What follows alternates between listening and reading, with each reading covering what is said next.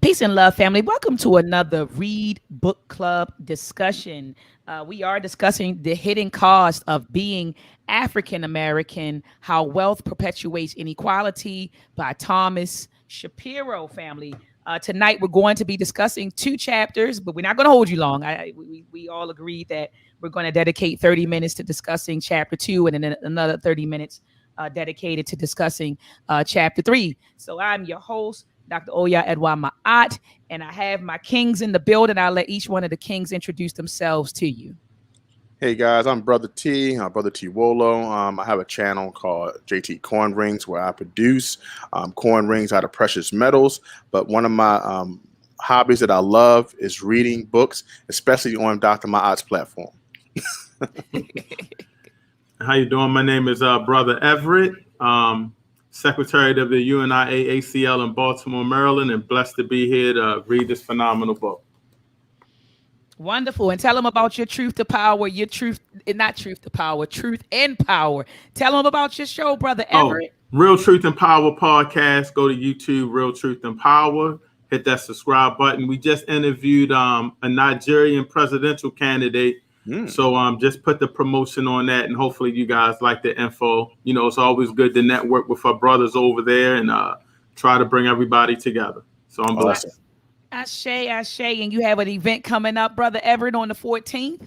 Well, it's the Marcus Garvey Day Festival. If you're in Baltimore, come on out to Harlem Park School.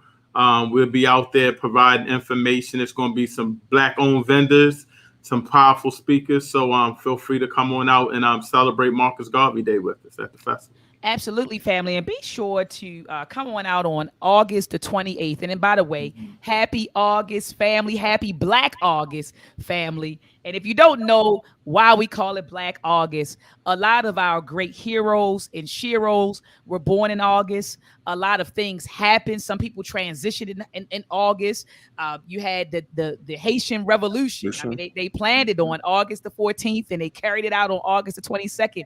The Nat Turner Rebellion happened in the month of August. Our hero, the Honorable Marcus Mosiah Garvey, he was born in August. And also in August, they gave us our RBG flag, the red, black, and green flag. So there's a number of things that happen in August. So we just black it out and we call it Black August. And there are a lot of things happening literally around the country right now in celebration or in honor of Black August. In Baltimore, you see we have Garvey Day happening on August the 14th. You also have, we were supposed to have a race first cookout at Drew Hill today, but unfortunately it rained. And so the organization, the head of the organization, PLM, Bobby Emotep, they had to postpone it. But on August the 28th, they're going to have race first rallies literally happening in about 9 cities. When I brought those brothers on a few weeks ago to talk about the race first rallies, 6 or 7 cities were on board. Ohio, Arkansas, the city in Mississippi, Philadelphia, Baltimore, but LA just joined as a result of the podcast. New York, Buffalo, New York, they're on now. So Philadelphia, Baltimore, but I heard some feedback. I think Brother Everett, that was you. But so they're having a lot of race first rallies happening, you know, in different cities. So family, be sure to go and check out the video that I did with, matter of fact, it was 2 videos that I did prior to this one called Race First. Go back and get the coordinators' information so that you can find out what's happening in your city, all right, on the 28th. Because I know I'll definitely be one in a number on August the 28th. And also in Baltimore, Brother Tawolo, I'm not sure if you heard, but we're bringing Dr. Boyce Watkins here, I believe either on the 27th or the 29th. Dr. Boyce Watkins will be here to talk about you know, changing the mindset of the Black community, creating a billionaire mindset. And so he'll be here either on the 27th or the 29th. We're trying not to have it on the 28th because that's the same day of the Race First rally. So we're trying to work with Dr. Boyce Watkins to see if he can come on, you know, the day before or the day after. That's my guy. That's going to be good. Oh, yeah, absolutely. He got powerful info. Absolutely. And peace and love to New Black World Order in the building. And my beloved sister, A Beautiful Mind, she is in the building. She said, peace and love, everyone. Peace and love, Dr. Ma'at and guests. All right, so let's jump right into it. All right, we're going to be talking about this chapter 2 of The Hidden Cost of Being an African American. Again, How Wealth Perpetuates Inequality by Thomas Shapiro. So chapter 2, title of chapter 2, The Cost of Being Black and the Advantage of Being White. When I read that title, Brother T and Brother Everett, I said, oh my goodness. He said he came out strong. The cost of being black, he says, in the average of, the advantage, of being white. And so I like to start off with definitions because he presented us with a few definitions at the top of page 43. And the two definitions are as follows. Net worth. He says by net worth, we mean all assets minus all debts, and specifically include home equity. So we're talking about all assets minus all debts, and specifically include home equity. He also defines net financial assets. He says are restricted to liquid assets, those immediately available. He says specifically excluding home equity and cars, right? Because I mean, that makes sense to you, because at the end of the day, I got to go out and sell the car. It's not right there immediately, right? And with the equity, I got to pull it out. It's not like right there immediately. So that made sense. And so he talks a whole lot in this chapter. He compares the net worth of black families to white families. He also compares the net financial assets of white families to black families. And he begins by driving this point home. And brother T, you told me this a whole lot. The amount of wealth that was created post World War II with the baby boomers. And so, Brother T, I like to pass that to you because I know you speak so well about that and how post World War II, that's when a lot of those white baby boomers, gain, that's when a lot of financial gains were made by the white baby boomers. So go ahead, Brother T, and break that down. Okay. I like to name this chapter of a new definition that I never heard until I read on page 43 was the net financial assets. Just having the ability to have money liquid immediately, not just as it's stated in the facts of death benefits or your earnings or your home or your other liabilities, but the ability to have money when you need it right away. And now, Dr. Ma'at mentioned about the post-war World War II benefits that were given to all those who served in that war. The benefits that overhandedly was given to whites based off cities, based off states.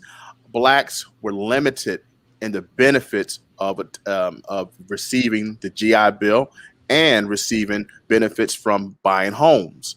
Now, they were able to go to schools, but most HBCUs did not have the degrees, the classes, the skill sets that were needed for the next generation, the building of this biggest middle class. So that is what Dr. Ma'at was mentioning. Absolutely. And then he begins, Brother T, with some stats on page 44. He says wealth inequality have been increasing since 1980. By 1998, it had reached its worst level since 1929. The richest 1% of families controls 38% of total household wealth, and the top 20% controls 84%. He says financial wealth is even more lopsided. The richest 1% owns 47% of the value of stocks, bonds, real estate, businesses, and other financial instruments. And 1/5 of America's families control 93%. I mean, when I read that, Brother T, I mean, it took me back to, and people could say what they want about Yvette and them. Their information was solid. Yvette Carnell and what's the other brother named Antonio Moore. Antonio Moore. Yeah. When I read these stats, all it did was reaffirm the things that they spoke about regarding, the racial wealth gap and wealth inequality that exists in America. And so then he moves on to the Duche. I don't know if I'm pronouncing this family's last name correctly, but the Duchette family story. So, Brother Everett, do you want to talk about the Duchette family? Yes. Well, this was a family like any other family that was starting out. They wanted to get what we would call probably a starter home or something like that. So they were able to get a home. They got hooked up with a friend, I believe, that sold them the home probably at a discounted rate. I'm not sure what the rate was, but it was in a middle-class white neighborhood. When I wanted to stop right there because that was something that really threw me back. He started to talk about the advantages of being in a middle-class neighborhood that's white compared to a middle-class neighborhood that's black, and the value of the homes. That stuck out with me. You know, like I get a home that we both get the same kind of home, but if my home, maybe it's not a row home, a single detached home in a black neighborhood, the same home in a white neighborhood, that value will be raised more. It has to do with a lot of the schools, a lot of the communication and things that they have. So that really just messed me up entirely. You know, when you start thinking about a home, we already have a disadvantage by being in the neighborhoods that we're at. Even if a lot of guys are trying to flip homes now, they're going in the city flipping homes. You know, imagine if you could buy a home in a white neighborhood. Imagine the value that would be as far as how it was raised. So that was one of the main things as far as being having an advantage of being white, going into a white neighborhood, getting a home that I really realized. But let's remember this one thing. We want to go back to that on page 44, just to mention. We don't want to look over this one point that was made in page 44. When the Duchette family moved into this home, correct? Yes. It states right down in the chapter that this home was built after World War II. Yes. Yeah. Remember, a certain middle class was created because homes are now created to separate them from the former class. Because this was near their new jobs, near the new defense buildings that they worked through while they was in the war. When they got home from the war, after they went to school, they was able to buy homes near their jobs, which they could benefit from in this new middle class community. Powerful. Oh my gosh, powerful. And so it talked about how, I think, let me see, how much did they make, Brother Everett? Please keep talking about the Duchette. So they moved into this middle class home. And I think the home wound up going up to $1 million. Well, the net worth might have been $1 million, including the home.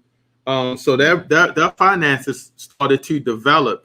But, you know, it goes back to what Brother Terwell was saying as far as having assets and having inheritance and things of that nature. How they were able to get this house at a fairly good deal in a good neighborhood, and that asset. He's always talking about that house, having a home, and how that asset grew. So I think if I'm not mistaken, a home that they got went up to maybe their net 200,000 or something. Yeah. Go ahead, Brother Tawola. The net worth, the Duchette's net worth, including their home, equaled $1 million. Yeah. Now, because of the benefits, because of this transformative assets that was passed down to this family, also this family's ability to move into a middle-class neighborhood, also they had the ability to work at jobs. One of the Duchettes made $200,000 a year. That's not cheap change there. That's an ability to also to gain more assets as they live. And as we'll learn later on, that there's more than just earning when you have that helping hand of that transformative asset and inheritance that comes along from the next generation or the previous generation. Let me ask you a question, brothers, because I missed it. Where did they talk about their inheritance? Because I'm looking on the page and I see it talked about their income. Like you said, one of them made, it said the pension plans totals, they have access to their net financial stuff. But I'm trying to see where they inherited the money. Okay. Where they actually inherited. So I don't see it here. I'm looking at what I got from them is how they basically leverage their income to create wealth, but I don't see where they actually inherited. I think, and I could be mistaken, but I just think that they got the home. It was like maybe a bargain from a friend. Yeah, yes. Something like that. Yeah. Okay. Yeah. And then and the point that Brother Tawolo is saying is that it was built right after World War II. And so they were able to, so they moved into the right neighborhood at the right time, and how that helped build their net worth. And it also talked about how they grabbed an investment property, some like vacation home they were able to grab, and so, with, the more properties you own, that's a tax break and all sorts of stuff. You know. Well, this is that's the ability of having that liquid cash. They had over, I think they had a certain amount, $400,000 in assets, but had the ability to have like ability to have like over $100,000 to $200,000 in cash they can grab right away. But it's that's absolutely very amazing. important. Yeah, and you know what? I wanted to just piggyback off of when you were talking about definitions, both of you, that net worth. Because when I always was growing up being economically not smart, I would think my net worth was what I made. You know, this is how much I make a year. That's my net worth.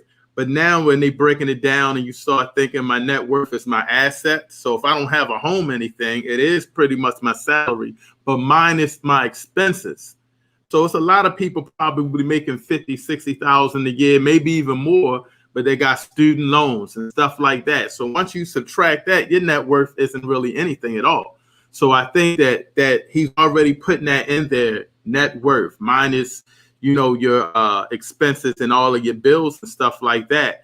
And even your credit to a certain degree, you know, it goes against your net worth. So, you know, we have to start acquiring those liquid assets, like Brother Twillo says, and getting those homes and getting those good investments and stuff like that to take care of our future kids.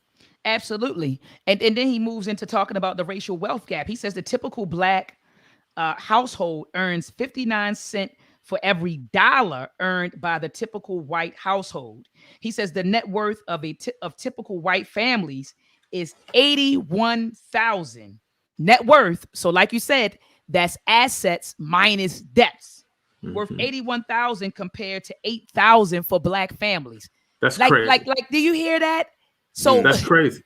Like $81,000, their assets minus their debts. Average white family, 81,000. Us, our assets minus our debts, $8,000. I was blown away.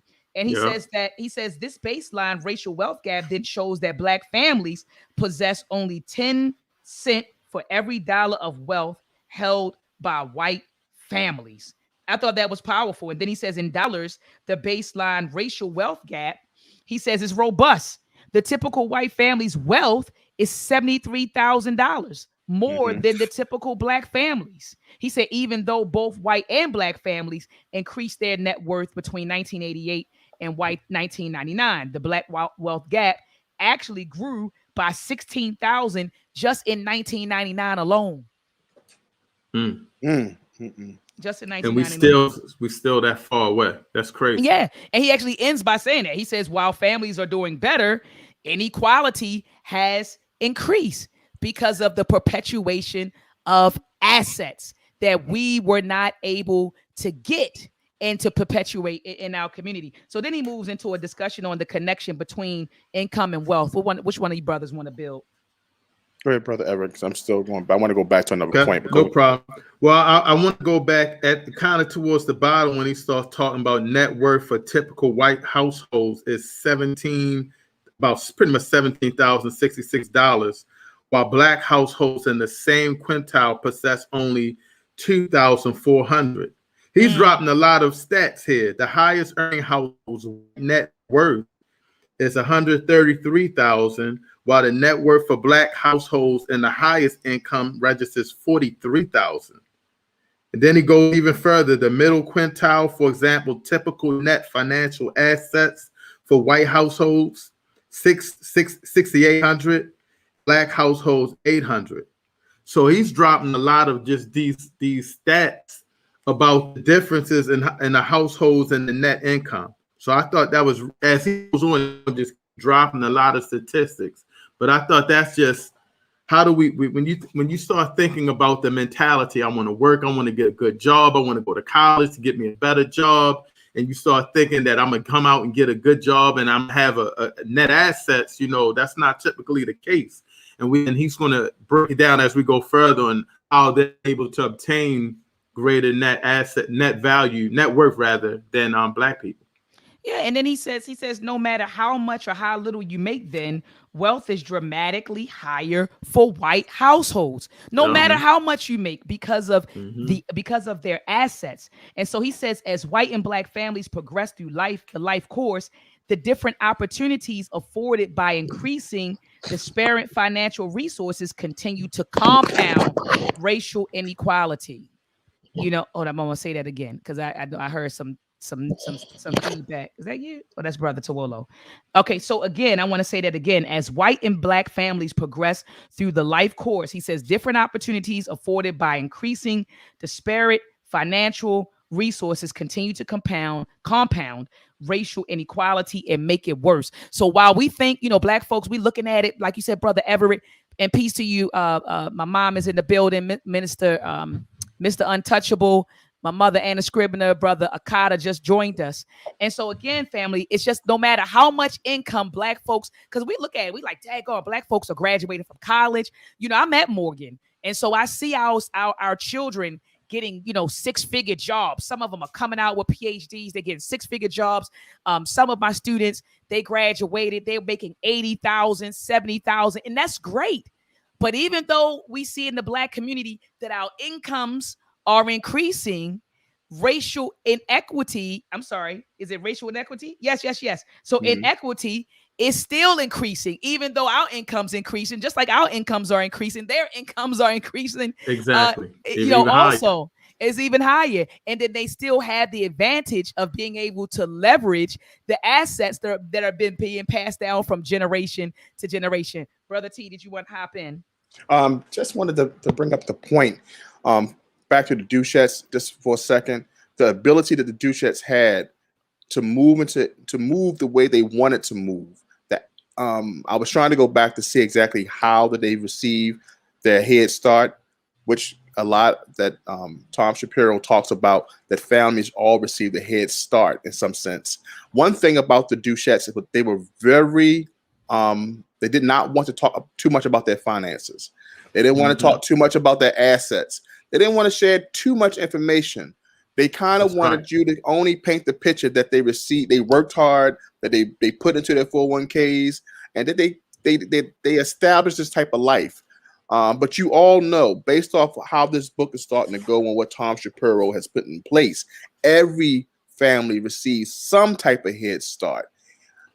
Some type of head start that allowed them to live the life that they wanted, which allowed them to put their child in the school that they wanted, live in the neighborhood that they wanted, the Master Vista. This neighborhood is more than just the ability to live in a home that would give them a net worth. It was creating what we call a social status. Teach. Okay, so this is more than what assets can do. Not just give you that financial backing, but allows you to be the it person in society, the status quo. So that's why I wanted to kind of bring off before we moved any further. No, I appreciate that. That was a dynamic point that you just made. But he continues in this section. He's talking about income. He said it's the most important variable in determining net worth. He says each additional dollar of income, annual income, generates $3.26 in net worth. So, he breaks that down, and he moves into saying that that income translates, for example, into more wealth for whites than for blacks.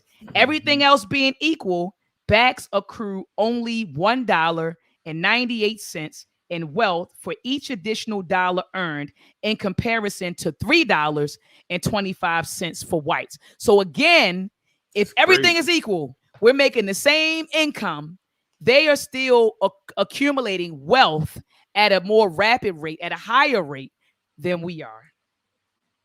Yeah, that's real important what you said, Dr. Mott, because on the other hand, when you listen to white people, they say that black people have came up. We getting the jobs, we making the money, we doing all of this, we're successful, we're buying homes. But as you look at it, no, it's not a level playing field because of how their net assets and their net worth has been created and how the system is keeping them ahead of us. It's their ability to change the narrative. Yeah.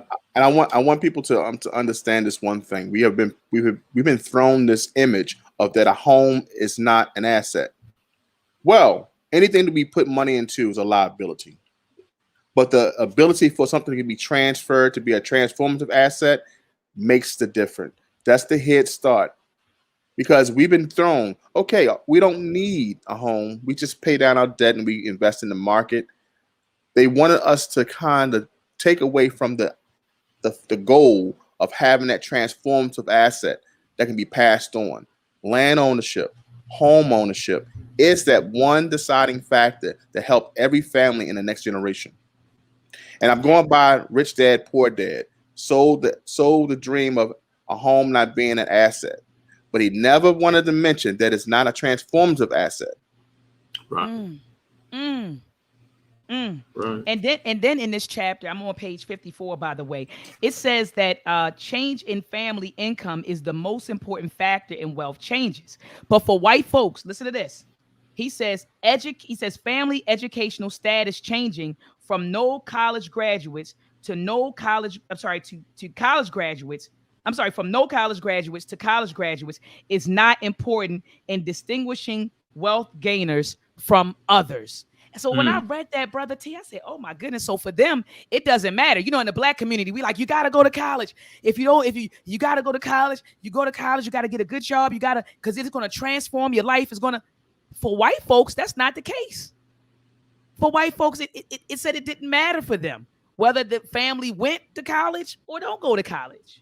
All right. And so anyway, moving forward, he talks about this scenario. He said he flips it from, I'm at the bottom of page 54 up to 55. So he said, well, he says, what happens if we swap white functions for black ones? So i.e., if black people now receive the advantages of white people, right? He's like, well, what would happen?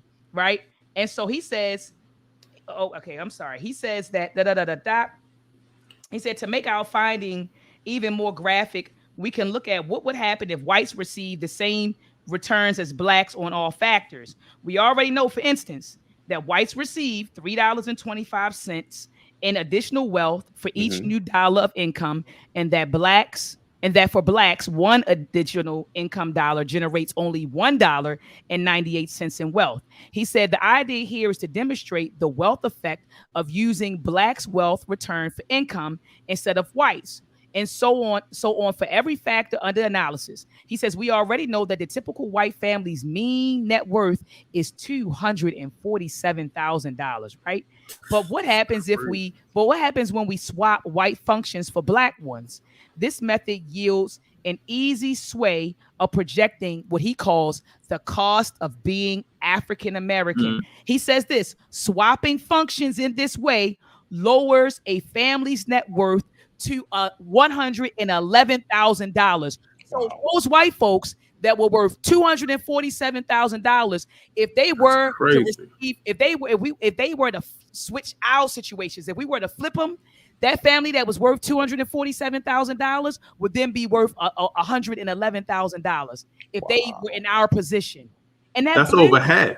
That's over half. That's over half. So literally, their net worth would have been reduced by more than 50% if they incurred the struggle that black people have incurred, that black people have.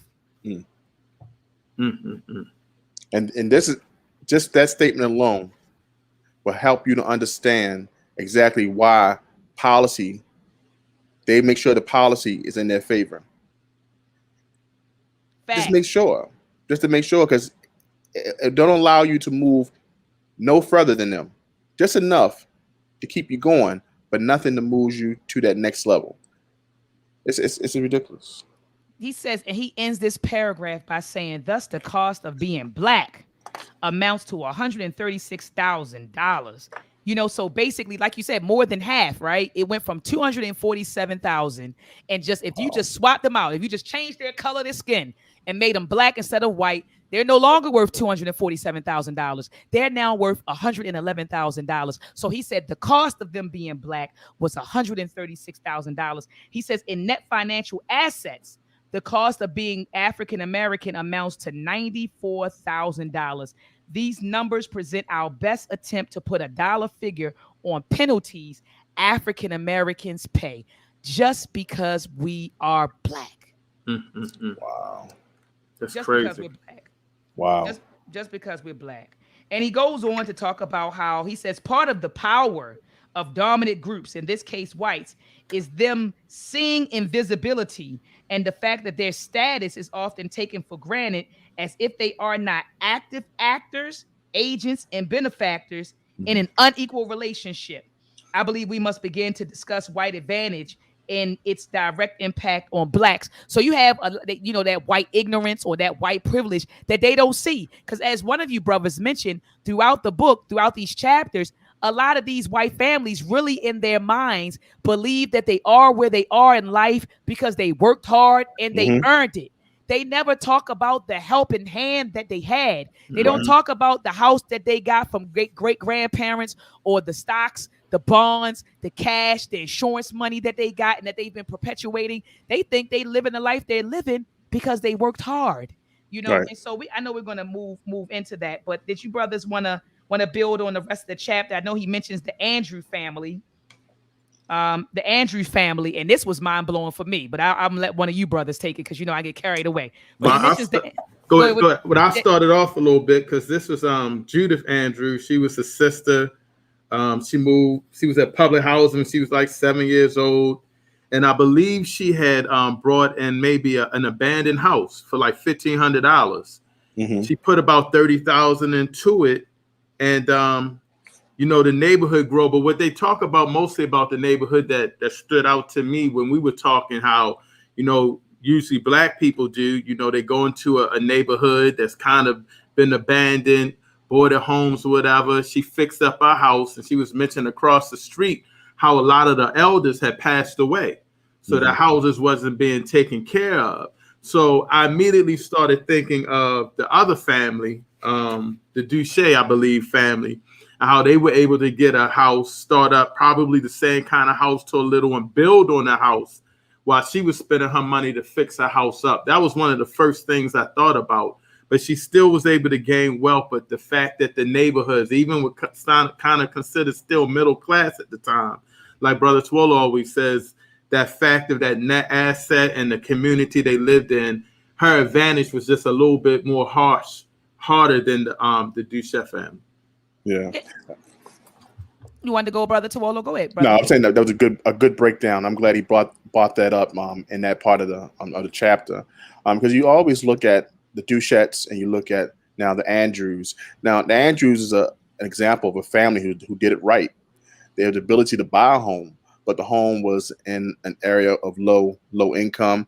The homes, I think, it's no more than $40,000 to $70,000 in net worth. No ability to make any big waves for the next generation. The neighborhood would have to be taken over and rebuilt and put with people who can definitely afford to take care of them homes.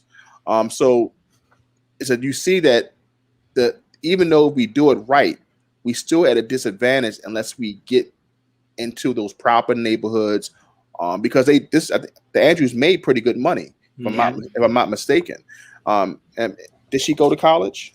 Yeah, I think. Yeah, I believe she did go to college. It says that she was educated in the Catholic School of Cleveland. Yeah. She said before becoming the first in her family to go to college. Right. She said, go ahead. So go ahead. So having the ability to go to college, he ended with a comparison, a kind of versus, the Duchets against the Andrews, and to see that, hey, good job, a home, but the ability to make change was limited because that asset, even though it was an asset, it wasn't at the level. It was half, maybe 3/3. And then also she had to pull from that asset in order to make some comfort for herself. Unlike the Duchets, who had $700,000 liquid to pull from to gain more assets and also live the life that they wanted to live. Yeah, he even says at the end, even though the home provides the Andrews about 40,000 equity, if it was a white middle class community, the value of the house would be higher and the home equity would be much larger. Yes. So that's right there. That's social class right there. That's an advantage right there, just being in a white neighborhood. Yep. I mean, it's just it's crazy. And then I just want to go back before we close on chapter 2. He talks about he says here, I said, wow.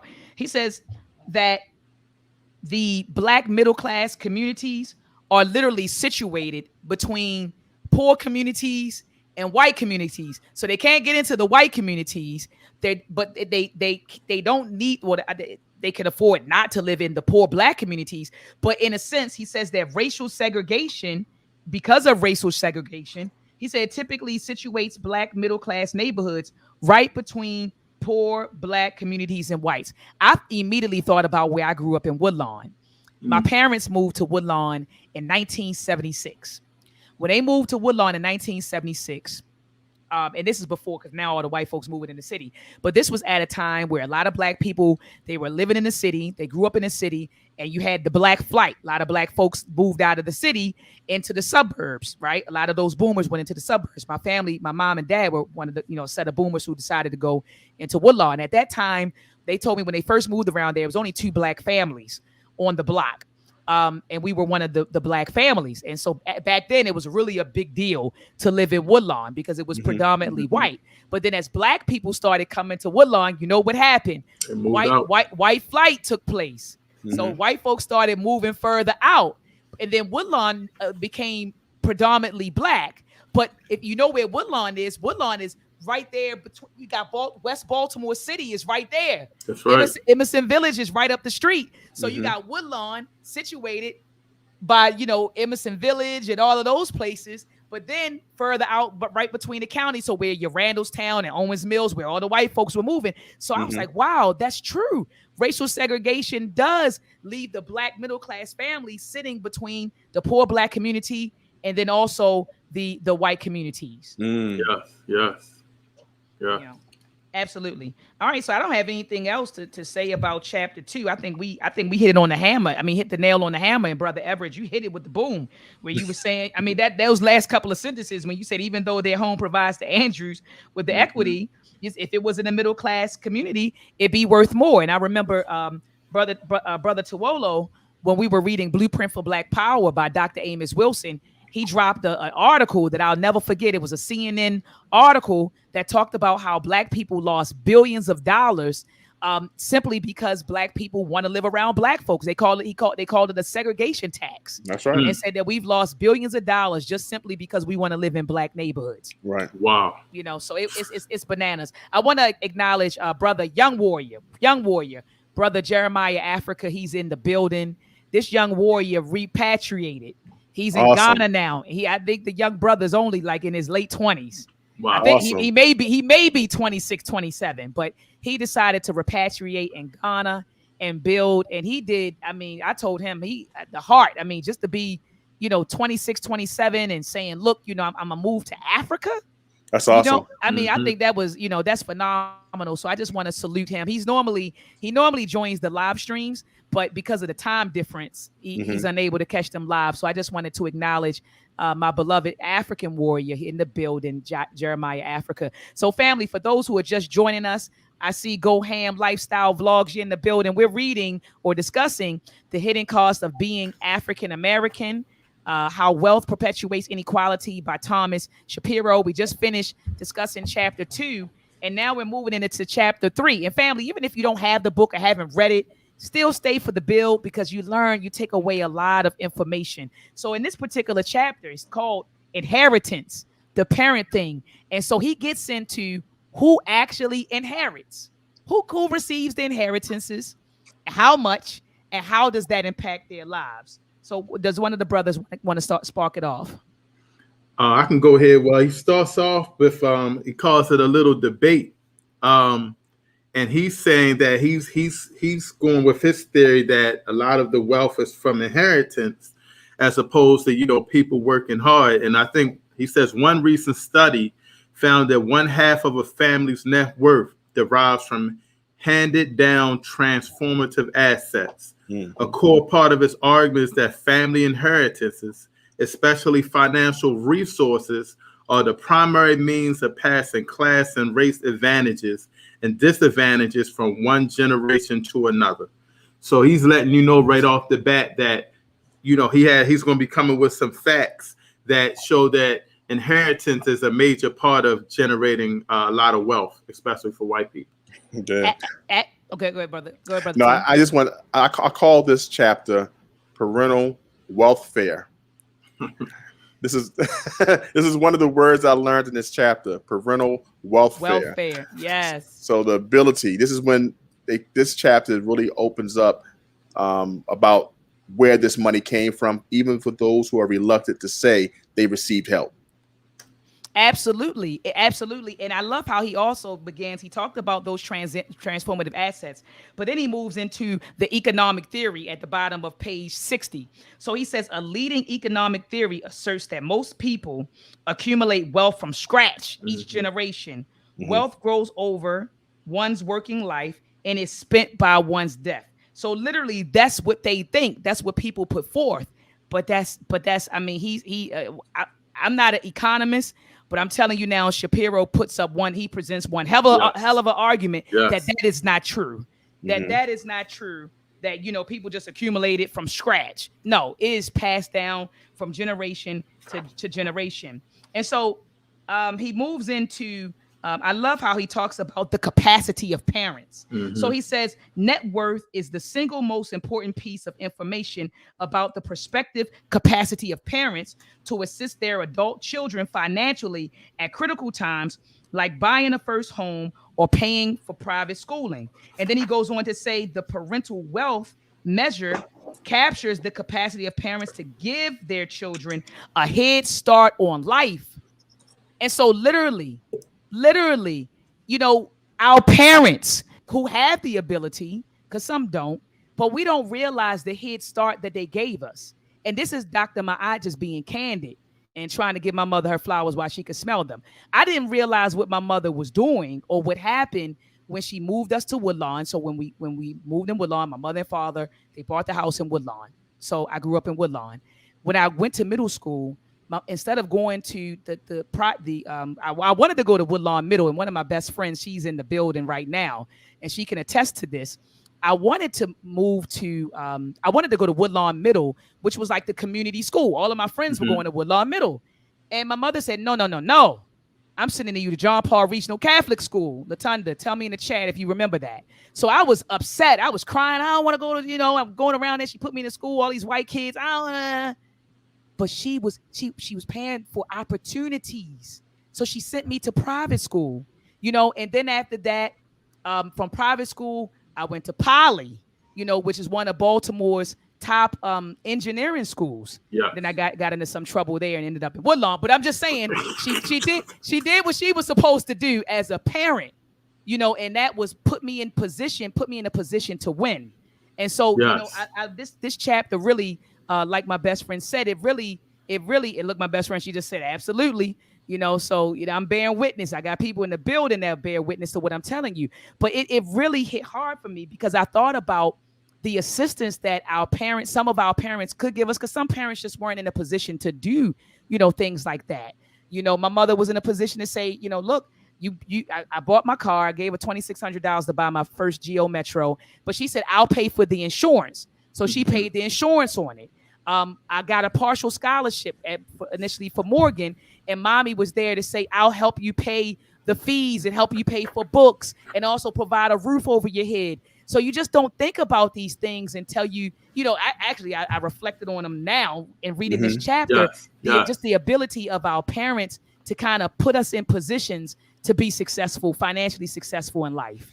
And I'm sorry, Brother Swallow. And I wanted to piggyback off that, Dr. Mott, and I hope I might be skipping a little too far, but what you said is very important to what he's talking about in the book.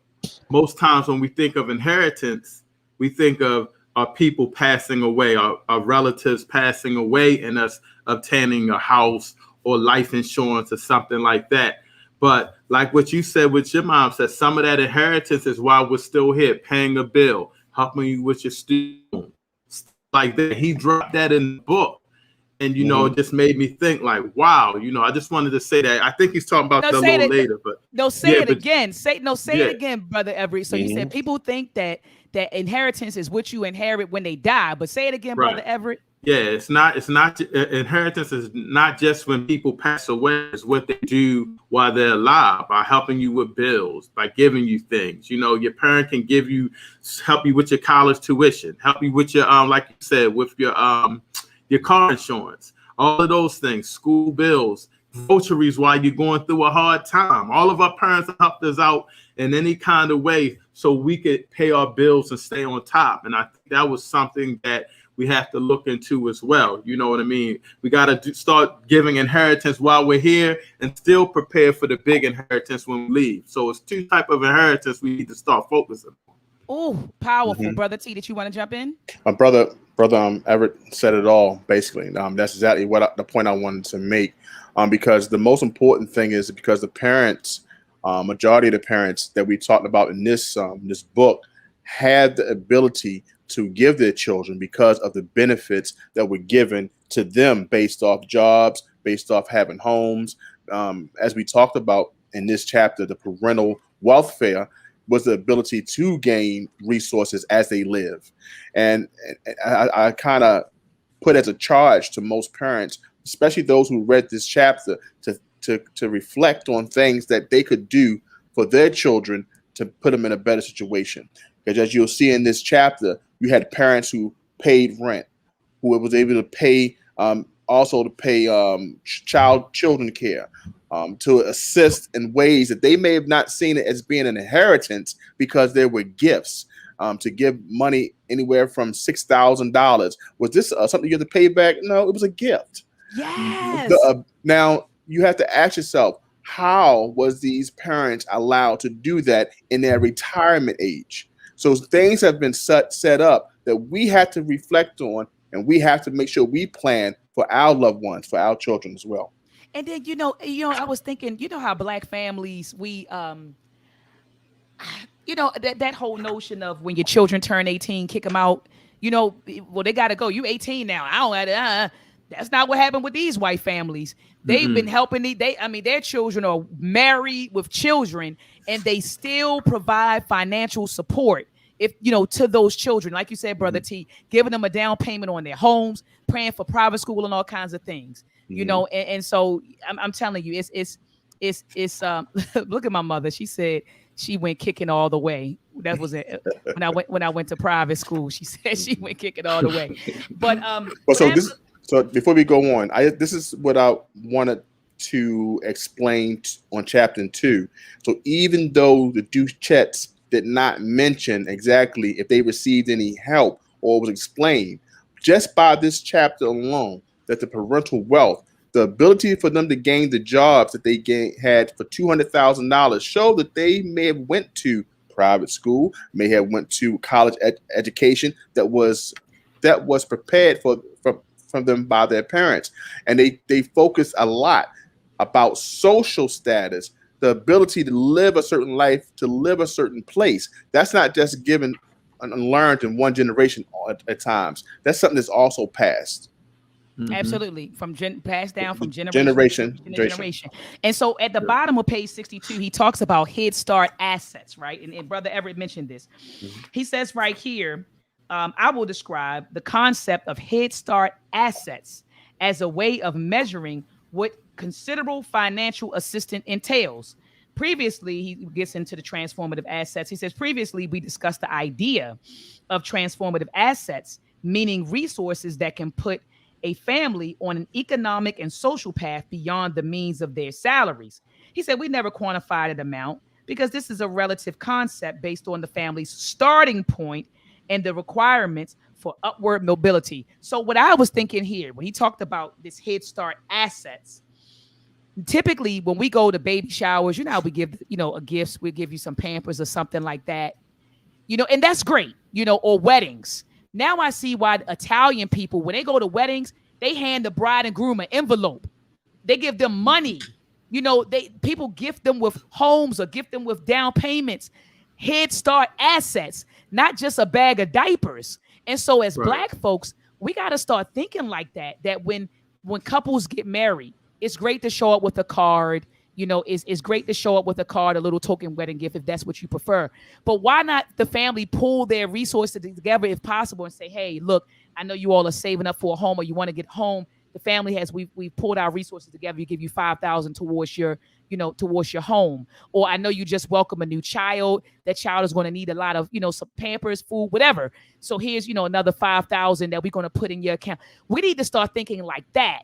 We need to start thinking about giving our children Head Start assets, not just a bag of diapers. Head Start assets.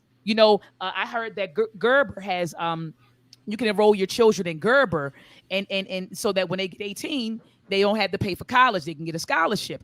Things like that need to be happening. I didn't even know that. Yeah, it's Gerber. Yeah. It's Gerber. So we need to be giving our children Head Start assets, not just a box of diapers when someone is born. But go ahead, Brother T. I just started a policy for my youngest one, and the policy has a rider that's a part of it. It's a whole life policy, a $50,000 rider that she can allow to have 5 things given to her, and that's one, she can take money out when she go to college, or number 2, buy a home, number 3, start a business, or her first car.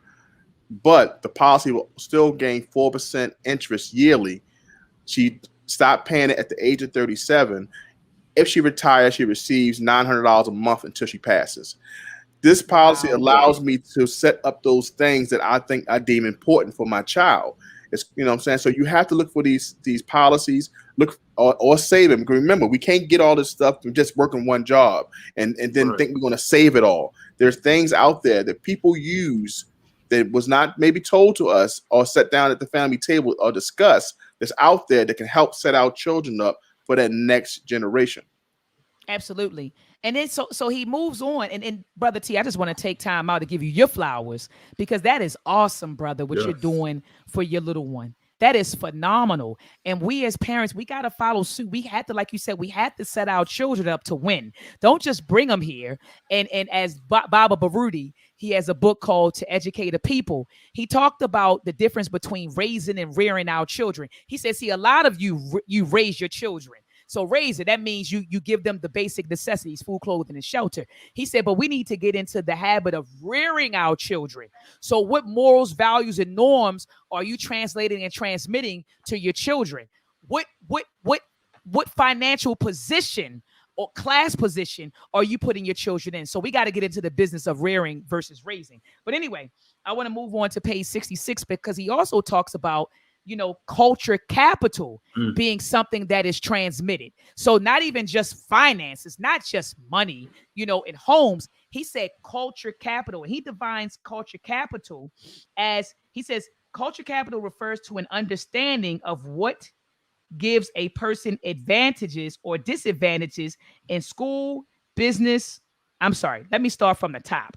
He says culture capital is yet another form of inheritance that allows families with ample assets to pass along non-monetary benefits to their children that give them a competitive edge in school, the job market, and other areas. Cultural capital refers to an understanding of what gives a person advantages or disadvantages in school, business, and social situations. So he said it could be something as simple as we're all out at dinner, with someone that could give you a thousands of dollars in scholarships, just knowing which fork is the salad fork versus the main course fork. Simple things like that. I mean, well, we're saying simple things like that, but but that cultural capital, he said, being able to, let's say that you're having an interview with someone and they have a certain painting on the wall, being able to look at that and say, oh, that painting was by so-and-so, and so the person say, oh, so now we can form a connection. So that cultural capital. Go ahead, Brother T. I mean, you hit the nail on the head. I don't know if you read my mind, Dr. Ma'at, because I was just about to say in the form of art. You're looking at the museums and things in that nature, right? The museums, when it talked up at the bottom of page 66, when he says cultural capital is acquired through family life, formal education, informal education experiences such as visiting museums and zoos, social connections, networks, friendships, proficiency, and cultural codes, nuances, and community. I have a friend who owns a coin store. probably worth millions of bucks. But one thing he said in that transaction when we was talking is that he learned about art. He learned how to appraise art, and he learned that when people appreciate art and they also keep it for their homes, it's another way they transfer wealth. Because if you ever look at taxes and how they put their money into art, when it's time to sell or they need to transfer it to another country, you know that we can't move cash that easily, but it's very easy to move art, because once it goes to that new place, guess what? It now will gain value and be sold, and it has no restrictions. Well, that's a cultural code. That's a ability to know something. So when Jay-Z talked about it, studying art, not just putting art on your wall. I got a beautiful picture of Nina Simone on my wall, but the ability to understand what that art brings and how that it transfers wealth and how it can gain wealth. That's something that's taught culturally at the dinner table and then family meetings. It's something that's just, it's not just a simple thing of just owning it or just going to a museum. It's about gaining those parts. When you go travel, you gain it from this tribe and you put it in the museum, and you let the museum hold it for a year in the honor of the Weinberg family. So now it's part of a trust. It gains money. It's seen all over the world. These are ways that's cultural codes that we have nothing to know about. But he's explaining it in his nuances in this chapter. That happened with my son. Like you, Dr. Mike, I was able to get my son into a private school. He plays sports, so I got him in a school called Gilman in Baltimore. It's a powerful school. It's very, very private, so very expensive as well. And I remember when he was going through his recruiting and stuff like that. But we always looked at the academic point. And he was telling me, how those schools do all those field trips. They want to go to Rome, or they go. He said those kids were putting it on their application and getting into school. And I was just trying to figure out what, I don't get it. But now looking at this, that's a part of culture that you're bringing, showing that you're culturally can expand. And when you come into a college, you bring that with you and uplift those other kids. So it was just really remarkable that we're not even thinking about that as far as inheritance, of making sure we keep our kids around a certain kind of environment or learning certain things so they can get that advantage. So yeah, I never thought about that. Absolutely. No, absolutely. Absolutely. And like you said, they do that. They do that a lot in a lot of those white schools. They take them to those. Yeah. But like you said, it's a part of culture. But a lot of people don't understand that education is culture. It's culture. I had to tell without getting sidetracked, my students, engineering is culture. Technology is culture. Technology transmits culture. So when you're teaching STEM to to Black African people, you can't teach it without making that cultural connection. That's right. You know what I mean? So so education is culture. So when we send our children to their schools, they are being acculturated. And I don't think people understand that's why it's imperative that we support, that we build and support African-centered schools. Because when you sending your children to schools, they are teaching, they are perpetuating, and they are enforcing an ideology, a cultural norms, societal norms. So education is a very complex process. And I don't think we understand that. And so, anyway, I don't want to get on that because that's my field all day. African-centered education. That is my thing. But let's move into, he says, who inherits? And he talks about a number of families. I mean, he makes the case in the first couple of pages. I mean, he talks about how, it's really white folks. First, it was the white baby boomers, and then he mentions the baby boomers. And then he says right here, I'm at the middle of 67. He says in the 90s, he says the first examinations of financial inheritances among normal American families appeared in the 1990s. Studies indicate that nearly 1 in 4 white families, so 1 out of 4 white families, received an inheritance after the death of the parent, averaging $144,000. 1 in 4, right? And then he says, in stark contrast, about 1 in 20 African-American families had inherited in this way, and their average inheritance amounted to $41,000. So we see who's inheriting. Go ahead. I was gonna say he's dropping a lot of gems in this. A little below that, he's talking about over the lifetime, whites' inheritance are on the average 7 times larger than black inheritance. He just keeps dropping gems throughout. It's powerful. This chapter's deep. Facts. And then he says the study suggests that about 1/3 of baby boomer whites, right, white baby boomers, he says in 1989 were due to receive future inheritances worth more than 25,000 versus fewer than 1 in 20 blacks. And like you said, like you just said, Brother Everett, over the lifetime, whites' inheritance on average 7 times larger than blacks. It says the study estimates that the white-black gap in the value of inheritances for baby boomers will be much larger than it is for those born before 1946. Black boomers, so that's my mother and their generation, black boomers will inherit 13 cents for every dollar inherited by white boomers.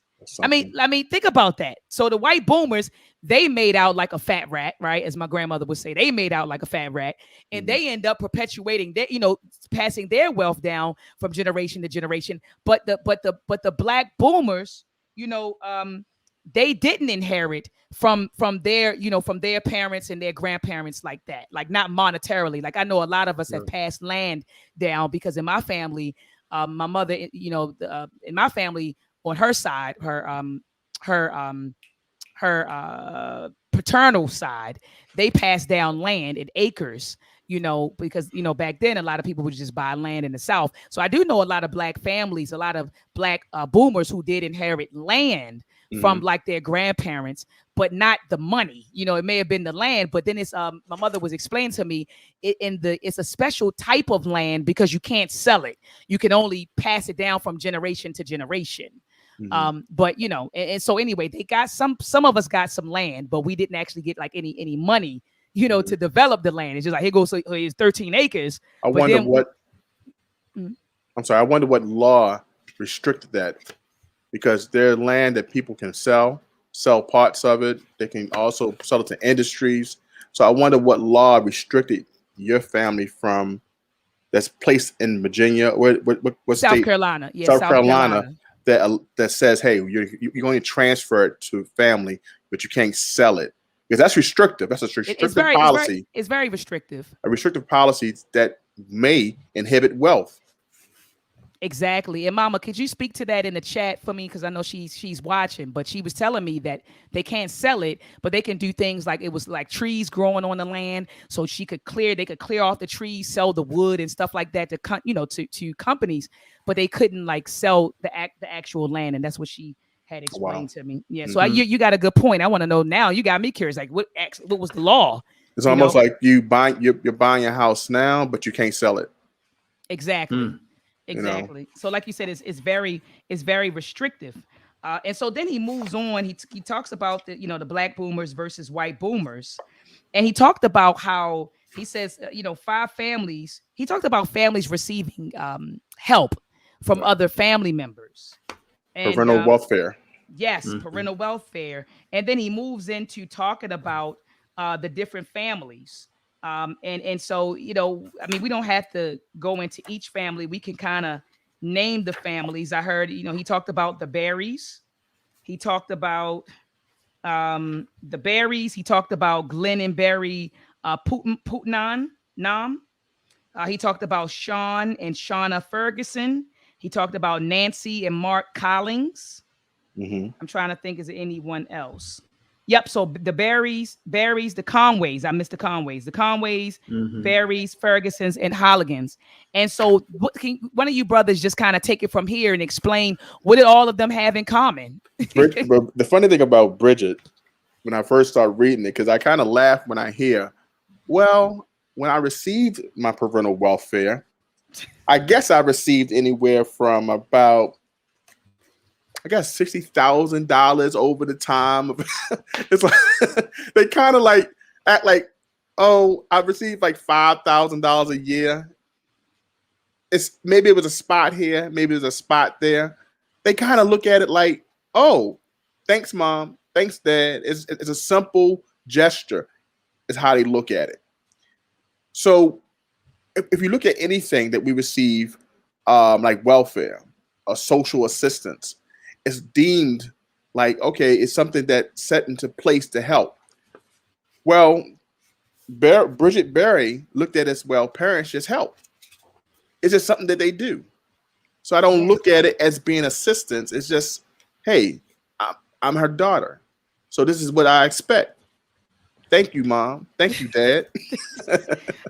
And then look, when Shapiro and when they interviewed her, they said, well, how did you get your assets? She said, I work for it. So on one end, you're admitting that you got $60,000 or $80,000 from your parents, but on the other end, you're saying you worked hard for your assets. Right. So he was just like, hold up, he was a little confused. He was a little baffled, instead of saying, well, look, my dad and my mom, they gave me $80,000.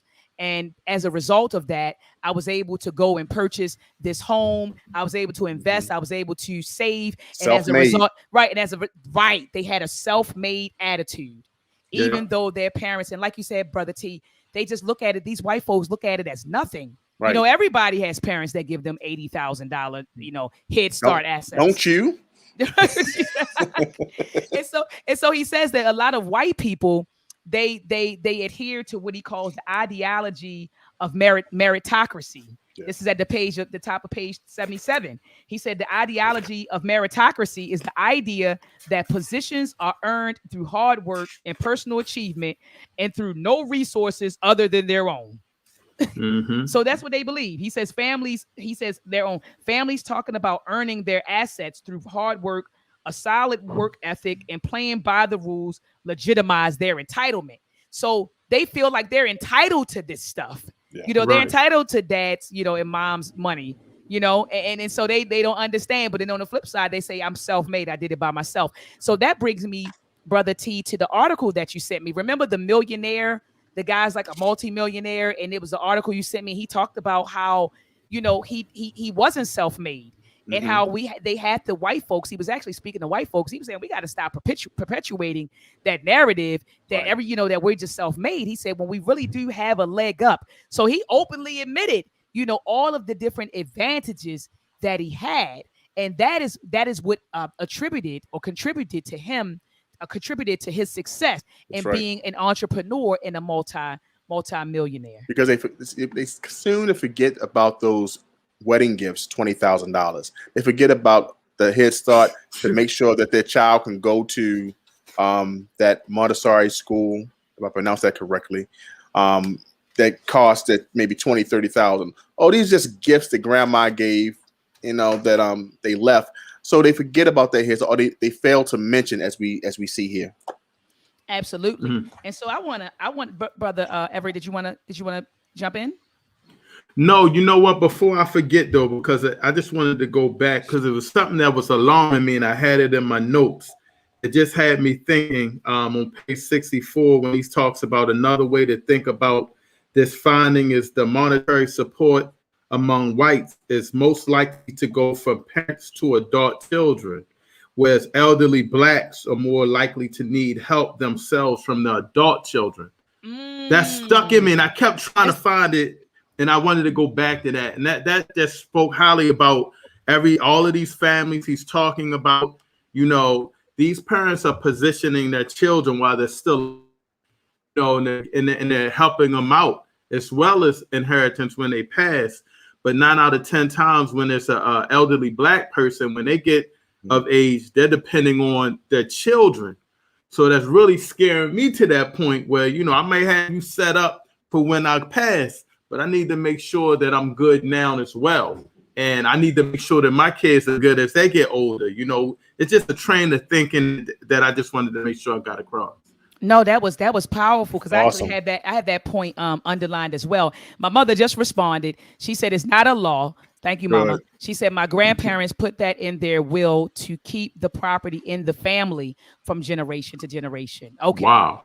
That's awesome. And that's another thing that should be spoke highly of, because that's someone who's thought ahead to realize keep this in the family.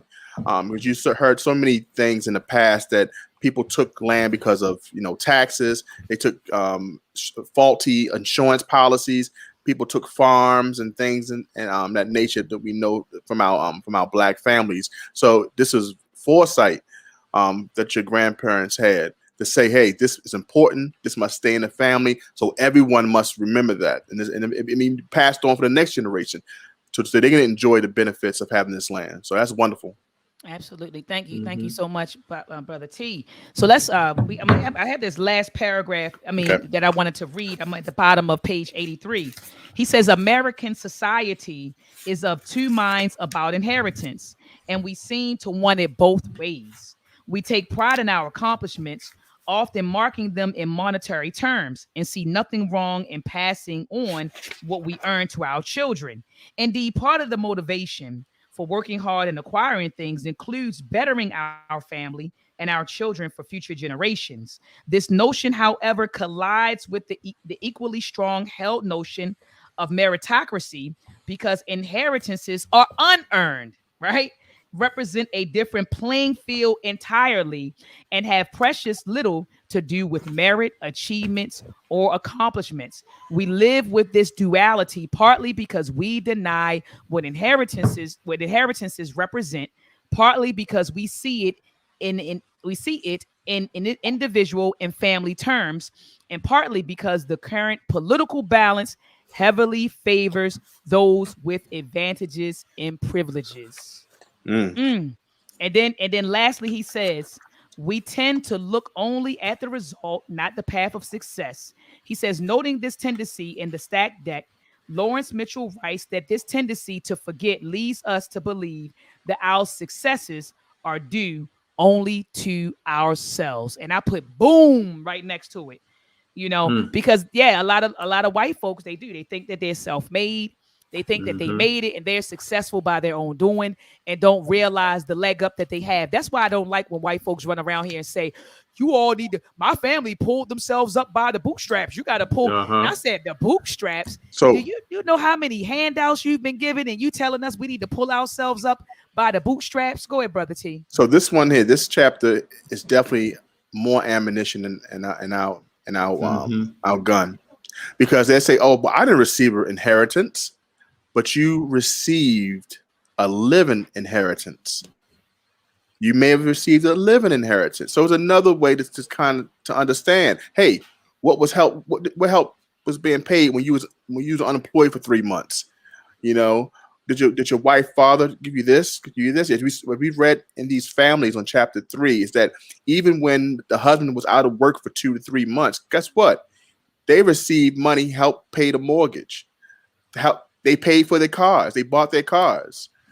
These little teeny living inheritance plans were given to these families to give them the helping hand while life went on day to day. So even if they didn't receive an inheritance, a big, huge inheritance, we got to question and ask, what did you receive? What help did you receive on the way while you were building your family? Because a lot of this money that they kept, they was allowed to spend on the kids. So their life was taken care of, the major things. So the money they made today, they could get the kids pizza. They can take them to the movies. They can take them go-kart riding. All these things to make sure they can dump into their kids because the big things of life were taken care of.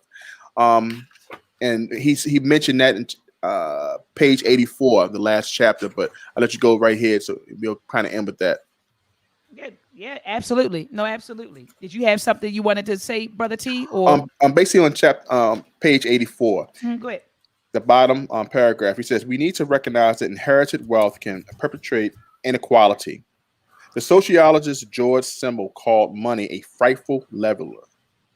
But it might be more appropriate to understand that inherited money is a frightful conveyor and transmitter of inequality. Inheritance is not an achievement, and we are conflicted by it. Asking how inheritance has affected our lives can deepen our understanding of inequality. So that's one thing that we can kind of look at. Inheritance. We're looking at inheritance as something that's given to us at death and that can help us out. But this chapter, like I said, once again, helped us understand that parental welfare is another way that people benefit, that these families benefited. So Not just looking at what we can leave our children, but how we can help them while we're here is something we also have to look at. No, absolutely. I mean, I just shoot. I'm gonna be honest. I want to give. I had some feedback. I want to. Oh, that's your brother Everett. I thought that was brother T. I want to just give my mother her flowers because look, brother T. A lot of people don't know your sister, Doctor. My aunt was struggling. You seen the struggle, T, and just what happened, what went down in 2013, and the struggle was real. And the struggle was real for about 5 years for me, and I was able to get on my feet around 2018, purchased a home, give thanks. And then my mom got sick. I don't know, Brother T, if I talked to you about that back in fall 2019, mommy got sick. And I was able to say, hey, mom, when she got out of the hospital, she's here with me. And so she ended up selling a property. And at the time we were in the household, all of us were like sharing cars. And so she sold a property and she bought me a car. That's parental welfare. The car has. She bought it for me. Her being here and going to the supermarket, going to Costco's, buying food. That's parental welfare. And so, go ahead, Brother T. So can I just ask a question? Please. Your mom being an educator, has that something that maybe passed on to you as being an educator? Is that cultural? Absolutely. It's absolutely cultural. Okay. Absolutely. I just want to know that it's just not about the music, traditions, and things that we may have for a country. Teach. Cultural is basically what we have in our household. It's that ability. If you sit down for an hour to read, because that's what I did today, to read chapter 3. My daughter sat down to read for an hour. Teach. So it's not just the ability to say, hey, I know a language, a land. It's about what we do and our children see so they can take to the next. Absolutely. That's what he was talking about. These things we involve them in, that we expose them to, that will help them in the generations to come. No, absolutely. I mean, I'm sitting here listening to you thinking like you said, just the fact that I'm an educator, the fact that I love to read, that was a household value. That was one of our values. That was one of our norms in the house to read. We had a big, library, like a little big bookshelf. I know mommy's watching right in the living room in the right-hand corner, right, Mom? It was a book, I saw my mom's bookshelf and she reads. So I grew up to become a reader. Like you said, it's cultural. Right. She didn't want me to go the educator route. She said, educators don't make any money. I don't want you to be an educator. I want you to be an engineer. So I went the STEM route, and then the STEM route found me right back into educating. So like you said, Brother T, it's not just the money. It's not just that. It's the culture in your household. And so that you also inherit, and so give thanks. You went through a lot of encyclopedias back in the day, huh, Dr. Mott?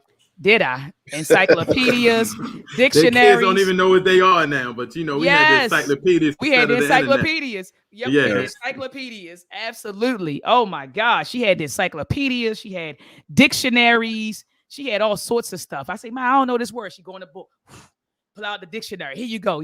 So that's the kind of household I grew up in. And that's one of the members of the chat said, Melissa G. He says, culture is what you do. Nearly Fuller.